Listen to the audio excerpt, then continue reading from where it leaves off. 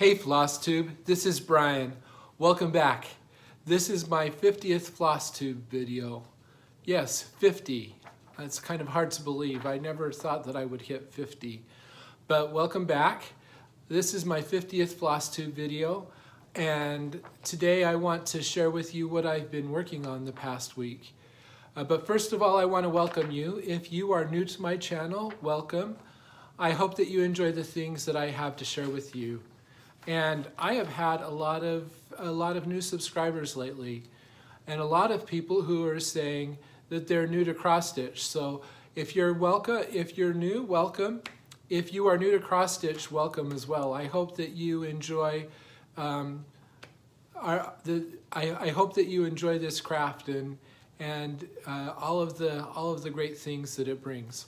If you're returning, welcome. I hope that you enjoy spending time with me today, and I am glad that you are coming back to spend time with me.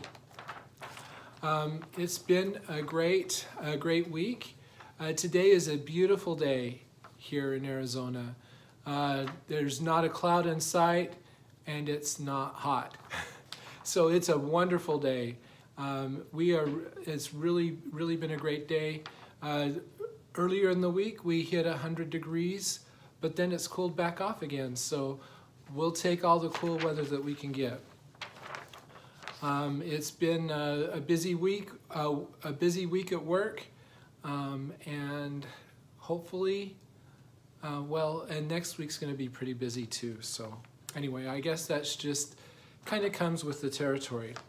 At any rate, the first thing I want to do is respond to some questions that people have asked me, and to respond to some comments. So first of all, I want to thank everyone for your suggestions with regards to the winter garden that I showed last week, and my question about whether or not I should restitch the dogwood. You all gave me some really good suggestions, and I think, well, part of the reason why I didn't do anything at the time is I wanted to let that decision sit for a while and see how I felt about it when I pulled it back out. So I've had a lot of people say leave it in. I've had a couple of people say it probably will make you uncomfortable, you probably should take it out. I'm kind of leaning that way, but I'm not going to make that decision until I pull it out the next time, which is going to be in about a month or so. So anyway, as a part of that discussion, I had a comment from Jerry P, and she said that sometimes she crosses her stitches the opposite way just to give the piece a little bit more texture. And it's kind of something to do, she says that it's something that she likes to do if she has a great big huge block of one solid color. And I had never thought about doing that before. That sounds like that could be interesting, and something that if I ever stitched something that had a great big huge block of color that was all solid, something that I might play with. And so this is kind of an idea of making it a design element. And I could see, I don't know, maybe doing a checkerboard pattern, or maybe doing stripes, or doing, if you had some way to emphasize a certain part of the block of color. That sounds like it'd be an interesting technique, and it's something that you know, maybe someday I would kind of play around with that possibility. So thank you, Jerry. I really enjoyed hearing that. That really kind of opened my eyes up a little bit. Ruth Ann Adams asked me how long I have been cross-stitching, and let me think. My wife taught me how to cross-stitch right after we were married. We celebrated our 25th anniversary in February, so about 25 years. Yeah, it doesn't feel like that long.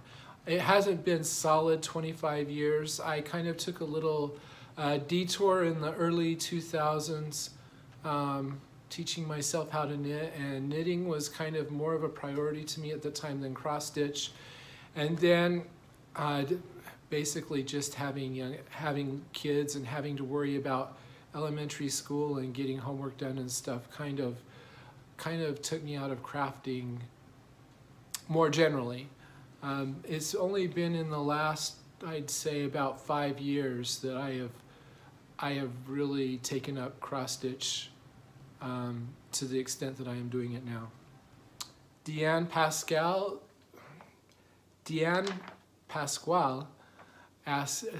made a comment about how she doesn't understand how I stitch so fast, or how do I stitch so fast, and I don't know. I don't feel like I stitch fast.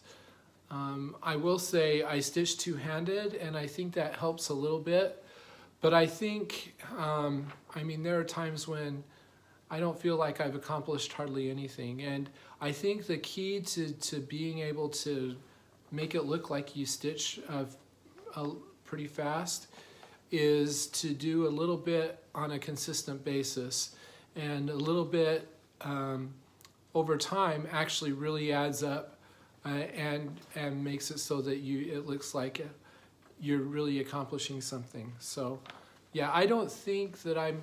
Another thing is I've had a lot of commenters say something along the lines of, I'm not up to stitching that project looks too big, or I wish I could stitch at your level.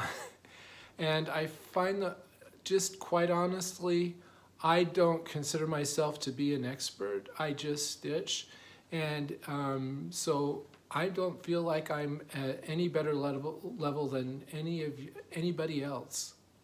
But I will say, another thing I'll say is the only difference between a great big project and a small, the only difference is the number of X's that you put in. That's really the only difference. So if you are feeling a little bit intimidated about a big project, but you really want to stitch it because you think you're not ready, just dive in. Just start it. Don't be afraid to start something that looks a little bit difficult for you or might be a stretch for you, because really you can do it. There's nothing difficult about doing a big project. Sherry loves stitching. She asked me about the way I park. She says that she is parking and she's stitching one square at a time like I do, but she's stitching one color all the way through the square. And she says sometimes her stitches look good and sometimes they don't. And she asked me how I work through the square. And I kind of talk about this in my tutorial where I talk about how I stitch, but there are just two rules that I follow, okay? And if you follow, and that's what I think helps my stitching to look kind of neat.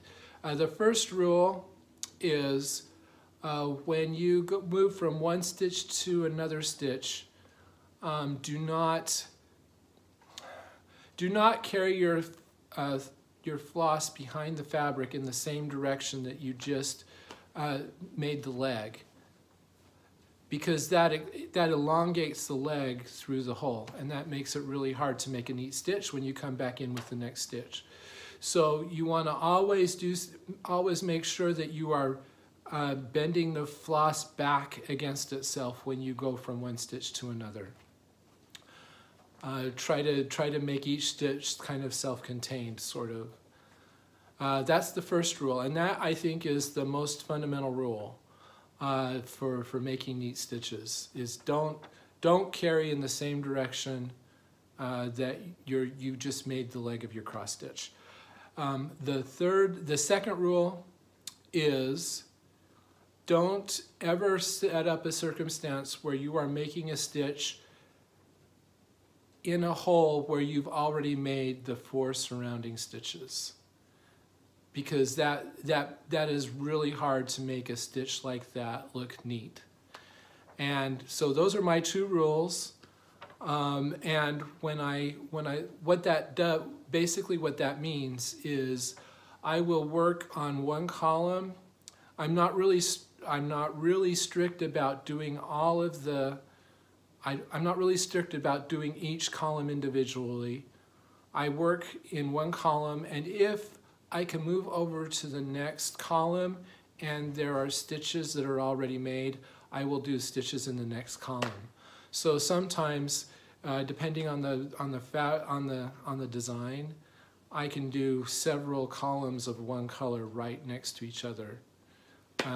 Yeah, so I know that's really difficult to explain. I don't know how clear that is. I tried to explain a little bit more about that in my 5th video.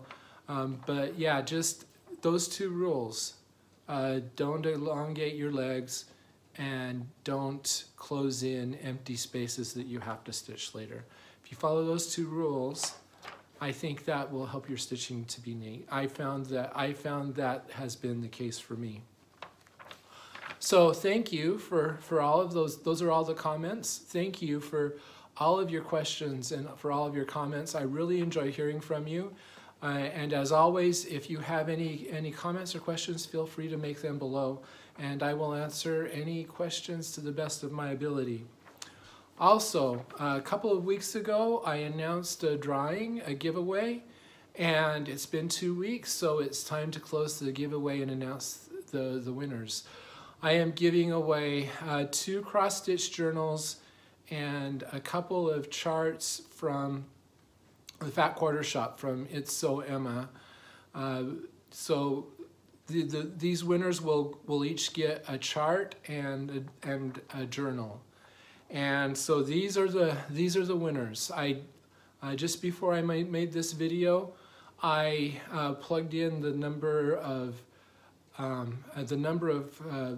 people who had requested each of the charts into random.org and generated a random number.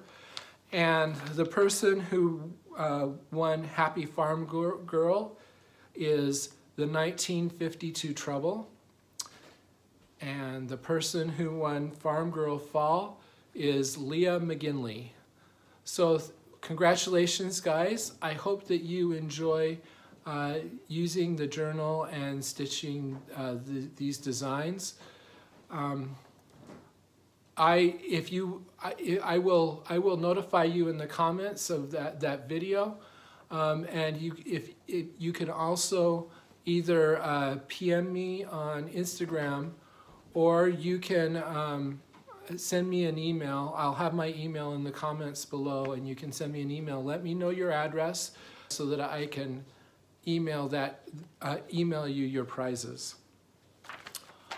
Okay. Also, I know that it's been a long time. You've probably forgotten. I mentioned how I had updated my spreadsheet, and I had been making I've added a whole bunch of features to it. I now have one spreadsheet that I use to track everything that I do in cross stitch. And I promised you that I would share that spreadsheet with you. And I keep finding bugs and I keep adding features, but I think I'm finally to a place where I feel like I can share my spreadsheets with you. So be on the lookout for a video that kind of introduces that and makes those available. I've decided that I'm just going to put a stake in the ground and say this is where it is. So I hope to be able to share with you my spreadsheets in a little while. So before I show you what I've been stitching, I am going to share with you something that I would like to stitch. And I don't know if you guys have seen these. This was a series that was in Cross Stitch and Country Crafts in the mid-90s. And I've always kind of found them interesting and wanted to do them at some time. The series is called The Bridges of Madison County. I think it was kind of a take on a novel that was really popular in the early 90s. And it's a series of 4 covered bridges that are in, I think, Madison County in Iowa. Each bridge is in a different season, so there's the season thing again. But I really like these, and I thought I'd share them with you. The first one is the Rosamond Bridge, and this is the fall setting. This was the first one of the series that was published, and it was in the July-August 1995 issue of Cross Stitch and Country Crafts. They're all kind of cool. They all have a picture of a covered bridge. There's a kind of an elaborate border around them, and then there's a saying underneath right here. And the saying for this one is "Love endures all." So yeah, so they're full coverage basically. Even the border is full coverage. So there's the fall Rosamond Bridge. The second in the series is Winter, and this is the Hogback Bridge. This was in let's see.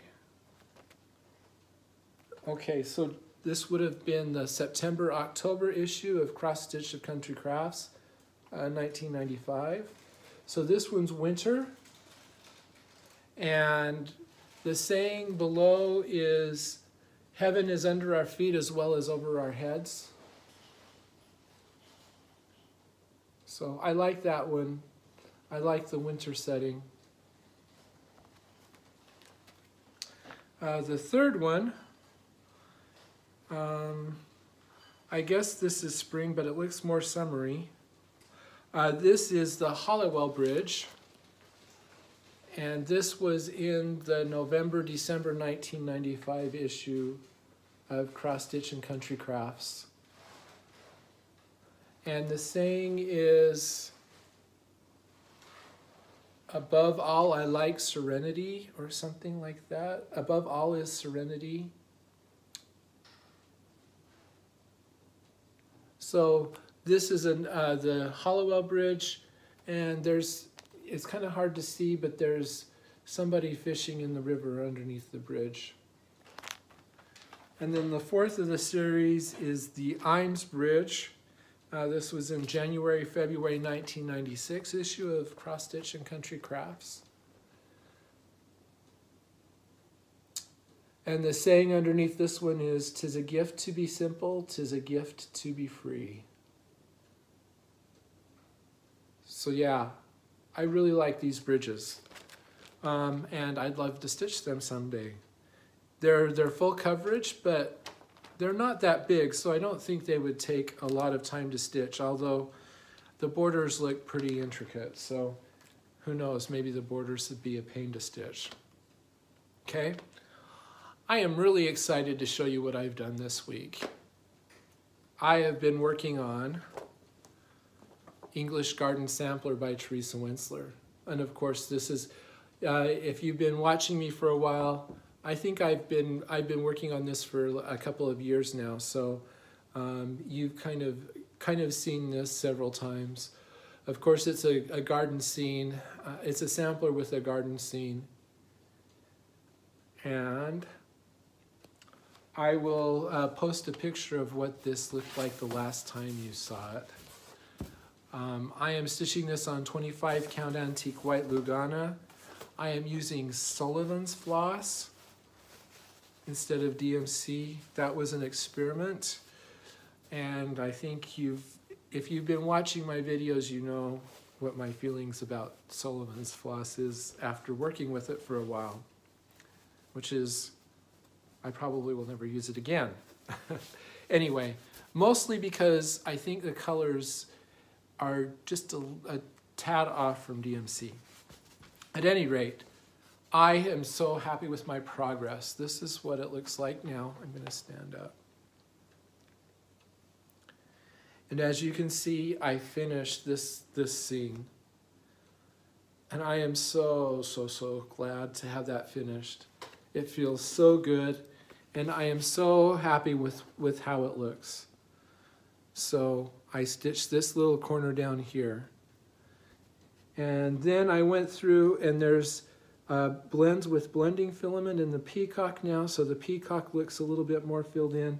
I don't know if you're going to be able to see the sparkle from the peacock, but there's a nice subtle sparkle all through his tail and up through here as well. It really looks, I really like how that is looking. And then I started working down. This is just a big empty rectangle right now. Inside it, there's going to be some satin stitch and a whole bunch of lazy daisies all the way across. There's kind of a pattern that goes through here. And I think there will also be beads in here. So that will come later. Yeah, when I finish all the cross stitch, then I'm going to spend probably a couple months adding a whole bunch of bling, a whole bunch of filling in all these empty spaces. So I still have a ways to go with this. Anyway, after I did this, then I stitched alphabet, and I had a terrible time over here. I started, you can see there's a gradient in the letters. There are 5 different colors of green in each letter, going from dark to light.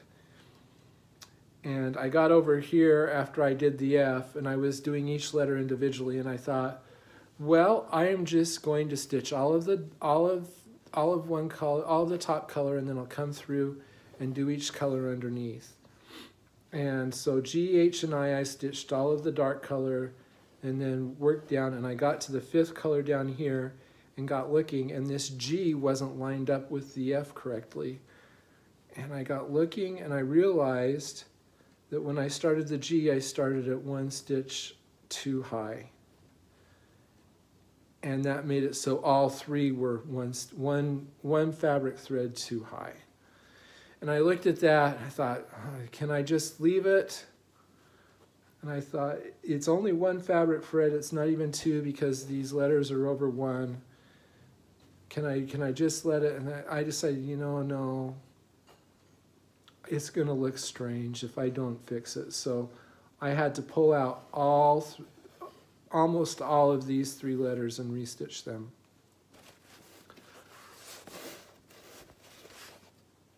So yes, I had a long visit with the frog, and then I finished this square. This is a topiary tree and an urn, and now I've just got to work on this one. So the next time I work on this, I am going to stitch this row of letters. They are over 1. These are like kind of, they're not really fun to stitch because they're over 1 and there's so many colors in them. So I did 1 row. I'm going to do another row and then stitch this block over here, and then I'll do the 3rd row. That is my plan, at least. I can't bring myself to stitch the remaining letters all in one shot, so I'm going to try to split them up a little bit. But yeah, no, now that it's all finished, I am so happy with how this looks. And if you've been following me, you know that this has caused me all sorts of, not distress, but it has been a real challenge to get through this. And now that it's finished, I think it's worth all of the work that I went through to get it done. I'm really happy with it. So I'll pull back again so you can see the entire piece.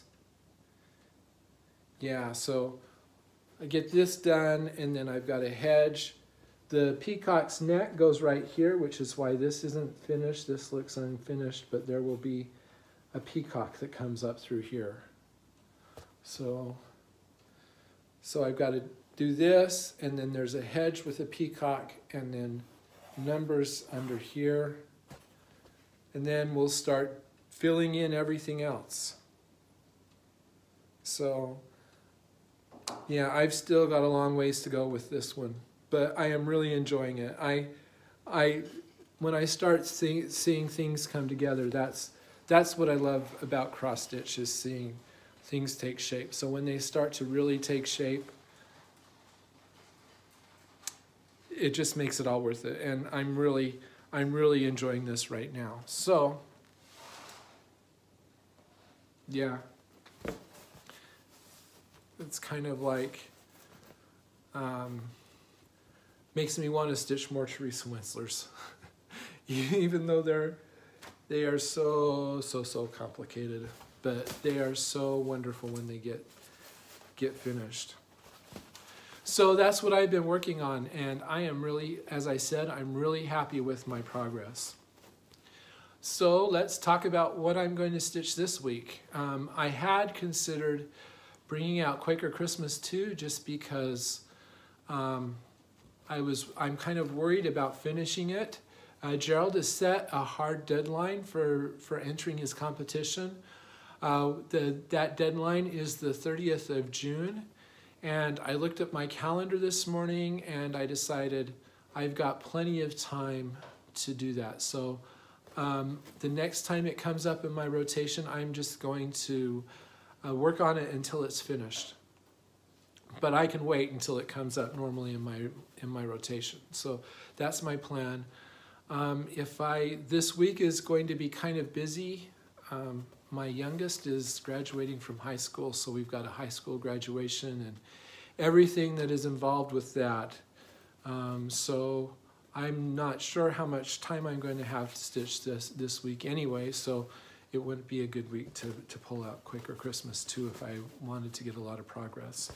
So instead, I'm going to pull up the next piece in my rotation, and that is 4 Seasons, a primitive Quaker year. This is a design by Modern Folk Embroidery. I'm sorry, I don't have a picture of what it's going to look like, but I will show you what it looks like now. And this is where it is right now. So this fabric is 35 count Classic Homespun from R&R. The floss I'm using is Silks4U PR075. And as I say, well, when I stopped working on this last time, I was working on this center diamond. So my plan is I'm going to finish this center diamond. And then I am going to start working on spring. I would love to be able to finish spring, but like I say, I'm not quite sure if that will happen. We'll see. I think finishing spring would be kind of ambitious. And a real stretch would be to finish spring and do, like there's this triangle over here. There's a matching triangle over here with a motif in it. A real stretch would be finishing this triangle motif over here. Now I don't think I'm going to make that, but so we'll see how much I can do. But anyway, yeah, it's funny. When I pull this out to talk about what I'm going to do, and I see how good it looks, it makes me want to stitch it. So I'm excited to work on this week. So yeah, we'll see how much of the spring I can stitch. It seems like an appropriate time to be working on spring. So we'll do that. So that is all that I have to share with you today. As always, feel free to subscribe to my channel if you have not subscribed, and also feel free to like this video. If you want to follow my daily progress, you can follow me on Instagram. I am at blitstitch on Instagram, and I'm always happy to share what I'm working on a daily basis there. I hope that you have a great week, and we will talk to you later. Goodbye.